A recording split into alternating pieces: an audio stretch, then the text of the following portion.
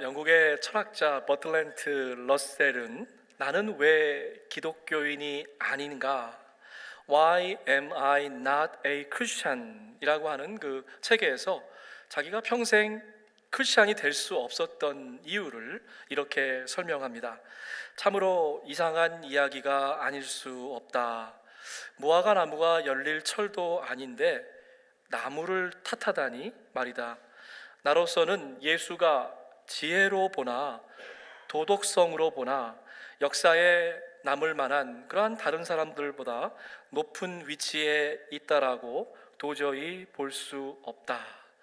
제가 이 아티클을 다시 꺼내서 읽어보았습니다. 그랬더니 The Moral Problem이라고 하는 그 섹션에다가 이 글을 썼는데 이야기, 무화과 나무 이야기를 하면서 도덕적으로 볼 때 예수보다는 오히려 석가나 소크라테스가 더 훌륭하다 이렇게 쓴 글을 보았습니다. 러셀의 마음 가운데에는 이런 질문이 있었던 것 같습니다. 인자한 예수가 어떻게 그렇게 무자비한 행동을 할 수 있을까? 말 못하는 무화과 나무를 저주하고 그것도 성이 차지 않아서 열매를 아예 맺지 못하도록 바싹 말라 비틀어 죽게 하다니, 예수의 심각한 도덕적인 결함을 드러낸 부분이다라고 주장하는 것입니다. 그리고 결국 그는 이 무화과 나무의 시험에 빠져서 예수님을 영접하지 못하게 됩니다. 사랑하는 교우 여러분, 정말 오늘 읽은 본문이 이상하지 않습니까? 뭔가 좀 잘못 쓰여진 것 같지 않으세요? 수십 년 교회를 다녔지만 오늘 본문이 여전히 마음에 속 시원하게 그렇게 이해가 되지 않는 분들도 혹시 계실지 모르겠습니다. 여러분, 우리는 좀 생각하는 크리스찬이 되기 원합니다. 질문하는 크리스찬이 되기를 원합니다. 그냥 덮어두면 끝끝내 고민이 되고 마침내는 시험의 올무에 빠지게 됩니다. 저와 여러분의 마음 가운데 갖고 있는 그 질문, 제가 한번 오늘 속 시원하게 물어보겠습니다. 왜 우리 주님은 말도 못하는, 더군다나 이성도 없는 그 나무를 뿌리까지 말라서 죽게 한 것일까요? 이 질문에 대해서 대답하려고 하면 오늘 본문의 배경을 좀 살펴볼 필요가 있습니다. 우리 주님께서 6월절에 어린 나귀를 타시고 예루살렘에 입성합니다. 수많은 군중들이 호산나 호산나 왕으로 오시는 이여, 자기들의 겉옷을 펴서 예수님을 환영했습니다. 여기까지는 참 좋았습니다. 그런데 그 이튿날이 문제였어요. 예수님께서 베다니를 떠나서 가실 때에 몹시 시장길을 느끼셨습니다. 마침 잎이 풍성한 무화과 나무가 있어서 그 곁에 가까이 가셨는데 원했던 열매를 찾지 못하셨습니다. 그런데 사실 이것은 당연한 것입니다. 왜냐하면 4월 초는 무화과 나무에 열매가 맺는 철이 아니기 때문에 그렇습니다. 여러분, 이 부분이 이상하지 않습니까? 무화과 나무라고 하는 것은 당시 유대 지방에 아주 흔한 나무였습니다. 그래서 모든 사람들이 언제 열매가 맺는지 알았어요. 6월달, 이른 여름, 그리고 가을에 두 차례에 걸쳐서 열매를 맺는 것입니다. 주님은 영적으로만 이렇게 신령하셔서 세상 사람들이 다 아는 이치는 모르셨을까요? 아닙니다. 우리 주님도 봄철이 열매를 맺는 시간이 아니라는 것을 너무나도 정확히 알고 계셨습니다. 자, 그렇다고 하면 우리 주님은 열매를 맺을 수도 없는 시간에 열매를 기대하면서 지금 무화과 나무에게 생트집, 억지를 부리고 계신 겁니까? 이게 바로 러셀이 빠졌던 논리의 함정이었습니다. 러셀은 본문이 담고 있는 영적인 의미를 제대로 캐치하지 못한 것입니다. 주님은 지금 어떠한 특정한 한 그루의 피그 트리, 무화과 나무에 대해서 저주하는 것이 아니라고 하는 것입니다. 무화과 나무는 이스라엘을 상징하죠. 여러분, 구약을 읽어보시면 이사야와 에레미야의 말씀을 보면 열매 없는 나무가 뭘 상징합니까? 하나님의 심판을 상징합니다. 열매 없는 무화과 나무는 지금 열매 없는, 영적으로 아무런 열매를 맺지 못하는 이스라엘 백성에 대한 주님의 책망을 이야기하고 있는 것이죠. 무화과 나무는 좀 특별한 나무예요. 그래서 먼저 이른 여름에, 이른 봄에 조그마한 열매가 생깁니다. 첫 번째 따먹는 열매가 생겨요. 그리고 나서 시간이 흐르면서 약 20cm 정도 되는 그 무화과 나무 잎사귀가 그 열매 주위를 풍성하게 덮습니다. 주님은 이 풍성한 잎을 보시고 아직 철이지는 아니지만 당연히 열매가 있으리라고 기대하신 겁니다. 본문에 등장하는 열매가 없는 잎사귀만 풍성한 무화과 나무는 당시 경건과 외식에 빠진 그러한 열매 없는 기형적인 모습으로 살아가는 이스라엘 백성들의 영적인 상태를 의미하고 있는 것입니다. 지난 주일에 이어서 마가복음은 우리에게 또 한 번 샌드위치를 선물해 줍니다. 예수님께서 성전을 청소하신 그 사건을 중심으로 앞과 뒤에다가 무화과 나무의 이야기가 배치되어 있는 것입니다. 요한복음을 포함해서 4개의 복음서에 모두 다 등장하는 사건이 그리 많지 않습니다. 그런데 이 성전 청소의 이야기는 4복음서에 모두 등장합니다. 무슨 말이냐면 그만큼 복음서에서 중요한 위치를 차지하고 있다라고 하는 것이죠. 그런데 이 성전 청소의 사건은요, 저와 여러분을 좀 불편하게 만듭니다. 때로 당황하게도 만듭니다. 왜냐하면 우리가 기대하고 상상하고 믿고 따르기를 원하는 예수의 모습과는 조금 다른 모습을 보여주고 있기 때문입니다. 복음서를 전체를 걸쳐서 예수님께서 물리적인 힘을 사용하신 아주 특별한 그러한 사건이기 때문입니다. 성전 상인들에게요, 직격탄을 날렸어요.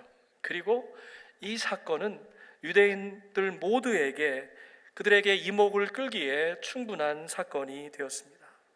사랑하는 여러분, 왜 성전 상인들이 성전의 그 바깥 뜰을 점령하게 되었습니까?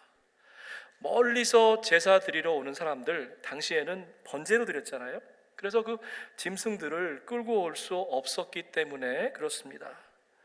예전에는 성전이 바라다 보이는 감람산 자락에 비둘기나 양이나 또 소를 파는 그러한 재물을 파는 시장이 있었습니다.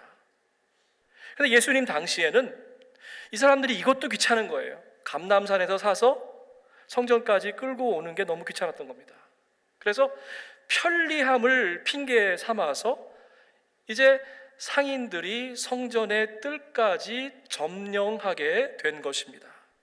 출애굽기를 읽어보면 회막 세금이라는 게 있습니다. 성전세라고도 하는데 모든 유대인 성인 남자들 20살이 넘으면 해마다 6월절에 정해진 액수를 성전세로 내야만 했습니다. 그렇기 때문에 6월절 전에 성전 앞에서 돈을 바꿔주는, 환전하는 것은 전혀 이상한 것이 아니었습니다. 오히려 그들의 전통 가운데에 있었던 것이죠. 자, 그렇다고 문제는 무엇입니까? 그리스 동전, 로마 동전, 여러 가지 동전을 바꿔주면서 상인들이 부당한 폭리를 취하기 시작했다고 하는 것입니다. 억눌린 자, 가난한 자의 주님으로 오신 예수께서 지금 분노하고 계신 것입니다. 이 대목에서 많은 현대 독자들은 당연한 의문을 품게 되는 것이죠. 사랑의 주님, 인자의 주님께서 끝까지 참고 인내하셔야지 왜 폭력을 휘두르셨을까? 하지만 더 본질적인 질문은 이것입니다. 왜 우리 주님께서 오늘 지금 거룩한 분노를 느끼고 계신가라고 하는 것입니다. 여러분, 질문이 바로 돼야 확실한 정확한 대답을 얻게 됩니다. 오늘 말씀을 잘 이해할 수 있는 질문은 바로 이것입니다. 왜 주님이 예배의 자리에 나온 사람들 앞에서 지금 거룩한 분노를 느끼고 계실까? 그렇기 때문에 우리가 복음서를 읽을 때 평행복문을 함께 읽는 게 굉장히 중요합니다.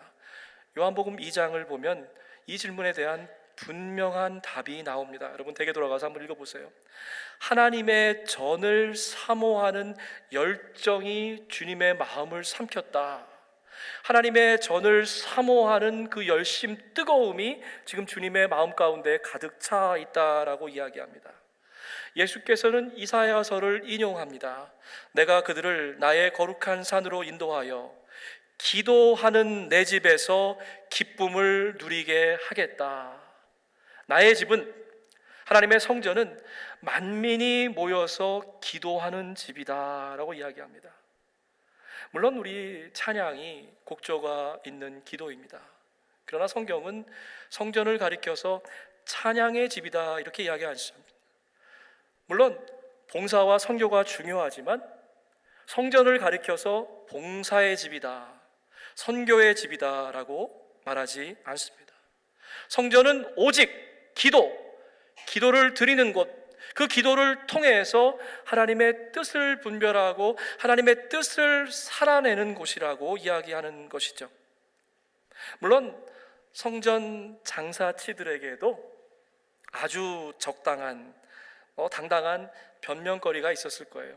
그들은 속으로 이렇게 생각했을 겁니다. 우리들이 아니라고 하면 당신들은 예배도 드릴 수 없고 기도의 자리에 나갈 수도 없다. 그런데 성전 상인들은요, 예배에 관해서 관심을 둔 것이 아니라 제밥에만 관심이 있었습니다. 어떻게 하면 돈을 벌 수 있는지 당시의 돈의 흐름을 정확하게 꿰뚫고 파악하고 있는 사람들입니다. 요한복음은 다른 공간복음과 달리 이 성전 청소의 사건을 예수 사역의 맨 앞부분에다가 배치하고 있습니다. 무슨 의미입니까? 예수님의 사역이 진행되면서 우발적으로 일어난 사건이 아니라고 하는 것입니다. 예수님은 아주 계획적으로, 의도적으로 지금 이스라엘 백성들의 영적인 상태에 대해서 챌린지하고 계신 겁니다.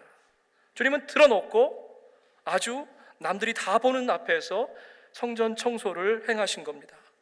노끈으로 채찍을 만들어 양과 소와 함께 상인들을 모두 성전에서 내쫓으시고 돈 받고 주는 사람들의 돈을 쏟아버리시고 상을 둘러 엎으셨다.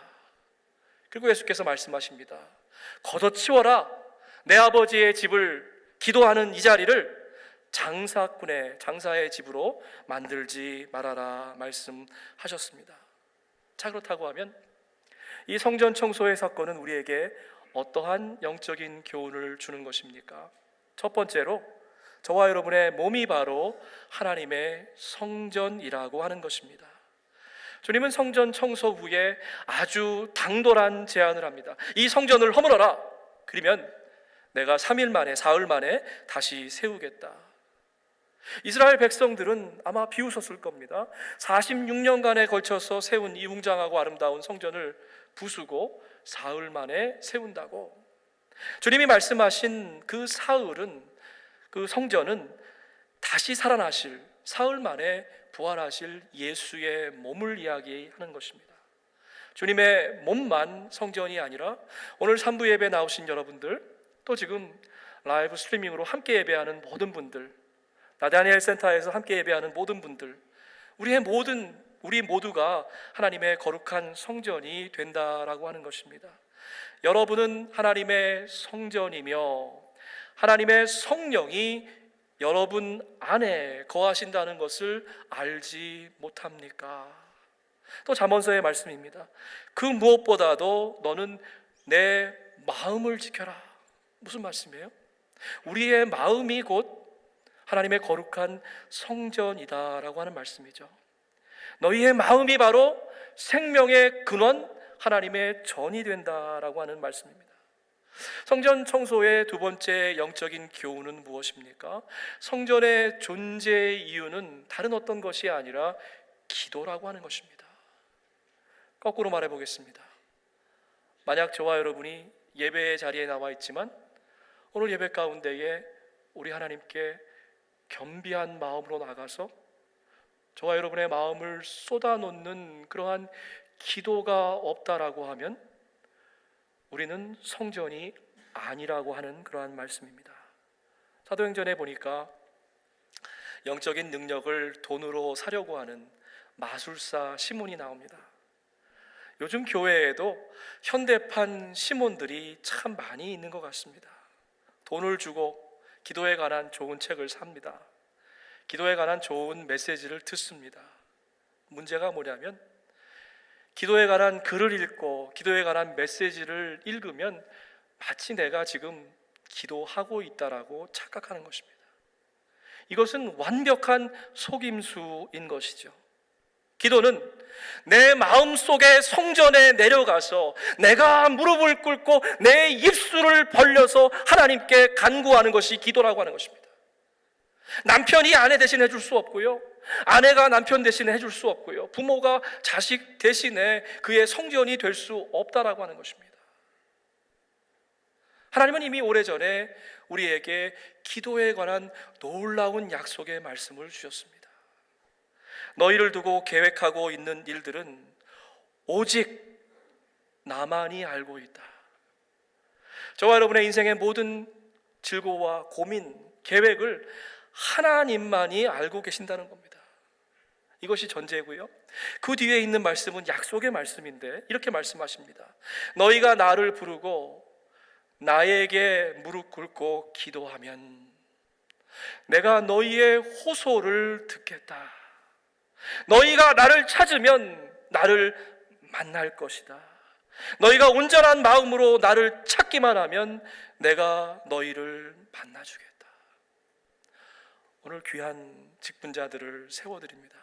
저는 여러분에게 교회를 위해서 열심히 일하십시오, 목숨 바쳐서 수고하고 헌신하십시오, 이 말씀을 드리기보다는 여러분이 먼저 하나님의 거룩한 기도의 성전이 되기를 원합니다. 다른 사역 어떤 것보다도 먼저 무릎 꿇고 하나님께 기도의 열매를 맺으십시다. 우리가 살고 있는 버지니아에 존 영이라고 하는 흑인 농부가 살았습니다.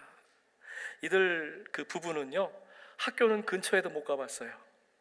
정규 교육을 받지 못한 사람들입니다.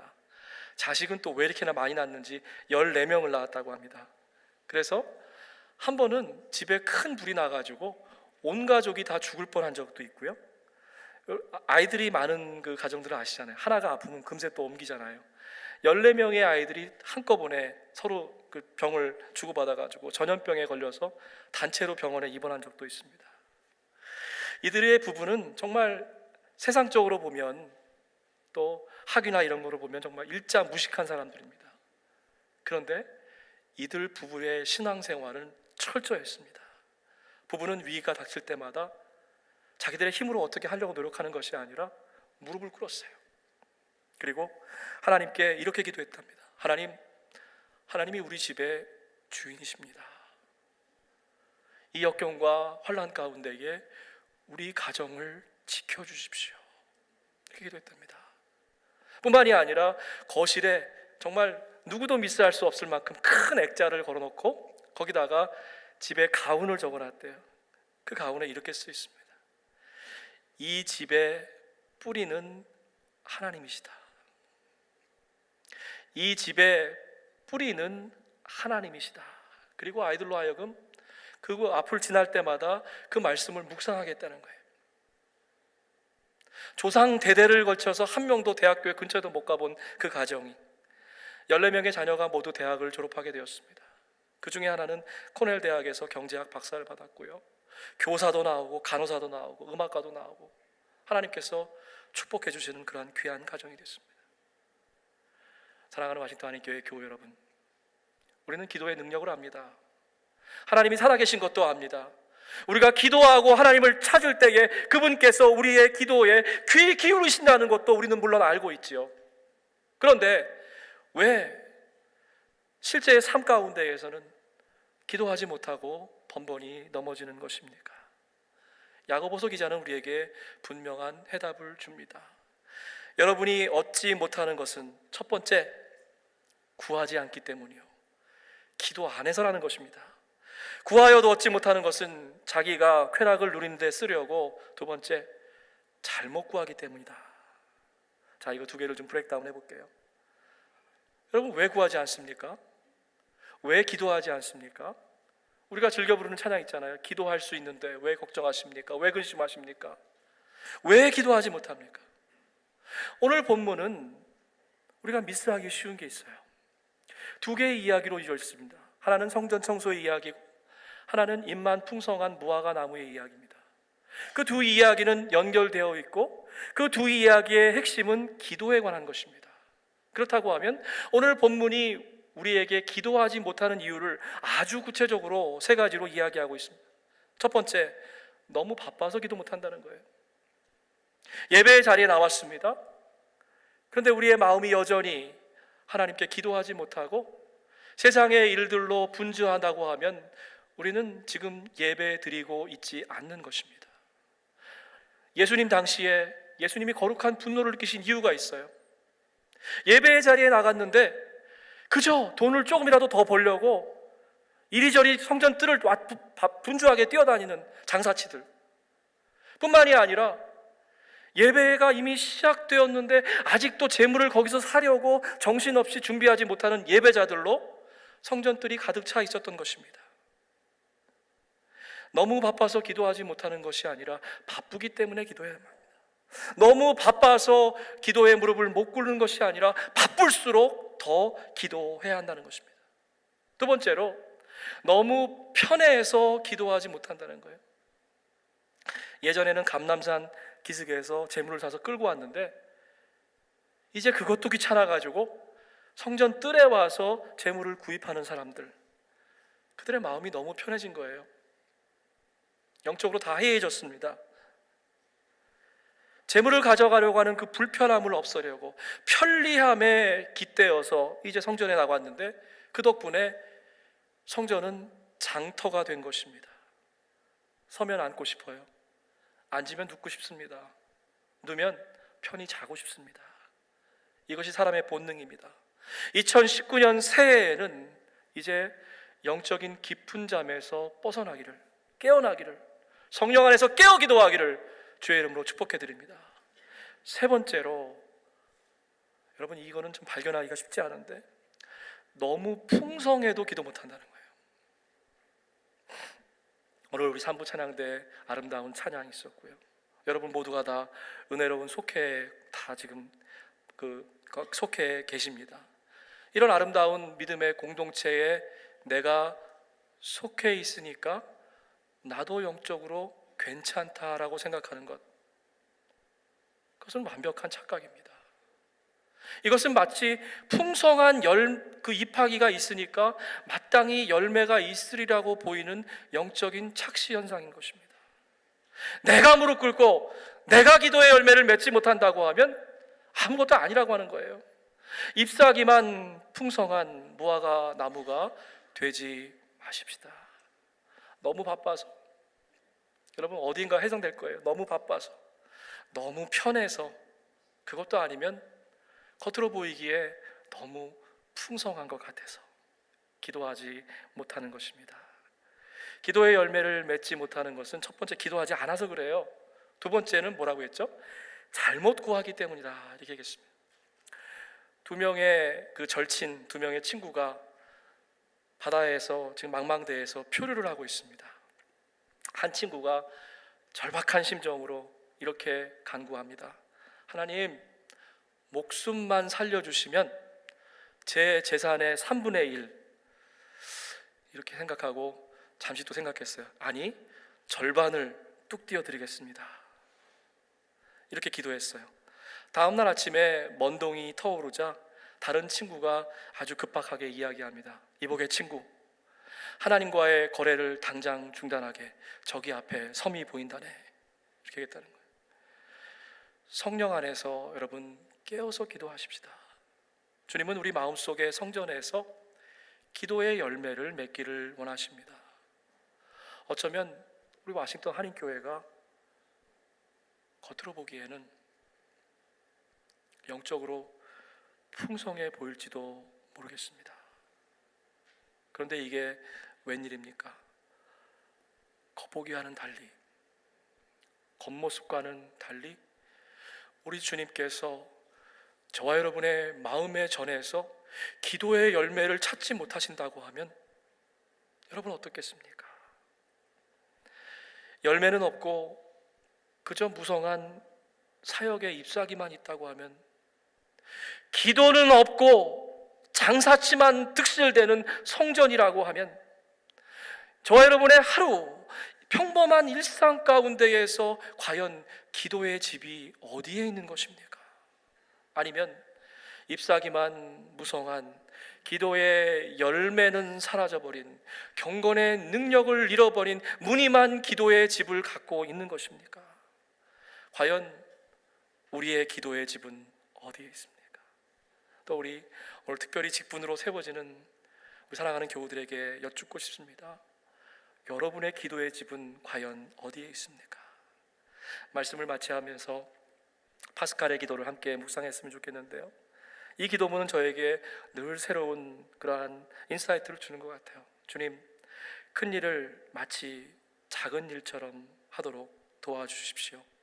제가 주님의 능력으로 감히 감당할 수 없는 놀랍고 큰 일들을 하기 때문입니다. 주님, 작은 일을 마치 큰 일을 하는 것처럼 하게 해주십시오. 제가 주님의 이름으로 이 소소하고 작은 일들을 감당하고 있기 때문에 그렇습니다. 여러분, 먼저 우리 마음속에 기도의 성전을 주님께서 그리하셨던 것처럼 깨끗하게 청소하십시다. 그 청소라고 하는 것은요, 슬쩍슬쩍 눈 가리고 아웅하는 게 아니라 주님께서 하셨던 것처럼 갈아엎어야 되는 것입니다. 우리의 마음밭이 오늘 새롭게 기경되어지기를 합니다. 농부들이 봄을 맞아서 밭을 갈 때 어떻게 해요? 그 깊은 곳까지 갈아엎습니다. 그것이 오늘 우리가 해야 될 일이에요. 다른 어떤 일을 하기 전에 기도의 제단을 쌓아 보십시다. 잎하기만 무성한 그러한 무화과 나무가 아니라 풍성한 기도의 열매를 맺어 보십시다. 기도의 눈물과 기도의 무릎으로 승리하는 복된 한 주가 되기를 주의 이름으로 축복해 드립니다. 아멘. 함께 기도하겠습니다. 하나님 말씀